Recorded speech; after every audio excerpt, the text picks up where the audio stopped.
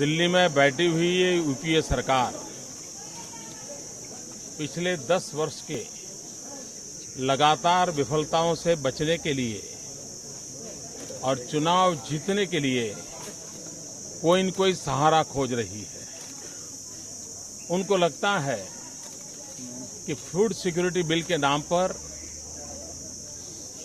जनता की आंखों में धूल झोंकी जा सकती है। दिल्ली की कांग्रेस सरकार का ये प्रयास महंगाई से त्रस्त गरीबों के गांव पर नमक छिड़कने का प्रयास है।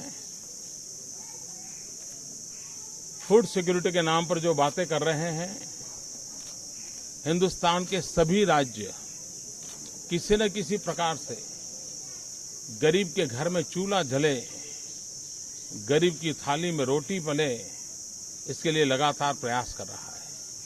पिछले 10 वर्ष से गुजरात में गरीबों को 2 रुपया किलो गेहूं और 3 रुपया किलो चावल सभी गरीब परिवारों को नियमित रूप से दिए जाते हैं। पब्लिक डिस्ट्रीब्यूशन सिस्टम के द्वारा दिए जाते हैं। लेकिन आज भारत सरकार उसी चीज को अपने खाते में डाल करके कोई बहुत बड़ी नई क्रांति कर रहे हैं। इस प्रकार का गरीबों के पेट का राजनीतिकरण चल रहा है। उनकी थाली से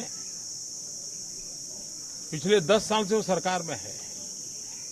2004 में डॉक्टर मनमोहन सिंह जी की सरकार बनी और अब 2014 के चुनाव आ रहे हैं, तब उनको गरीबों की थाली याद आई है। मैं डॉक्टर मनमोहन सिंह जी से पूछना चाहता हूं कि इसका मतलब ये हुआ कि 2004 में जब अटल जी की सरकार गई, तब इस देश के गरीब की थाली में रोटी थी, उसका पेट भरता था। 10 साल तक उन्होंने ऐसी सरकारें चलाई कि गरीब की थाली में रोटी रही नहीं, और तब जाकर के आज 2014 में उनको इस प्रकार से लोगों की आंख में धूल झोंकने का एक प्रयास करना पड़ रहा है। हिंदुस्तान के गरीब को रोजी मिले, हिंदुस्तान के गरीब को रोटी मिले, हिंदुस्तान के गरीब की थाली भी भरी हुई हो, उसका पेट भी भरा हुआ हो, इसके लिए हिंदुस्तान की सभी राज्य सरकारें पिछले कई वर्षों से अपने इनिशिएटिव से, अपनी बजट से पैसा खर्च करके कर रहे हैं। तब इस प्रकार का राजनीतिक खेल करना दिल्ली की सरकार को शोभा नहीं देता है।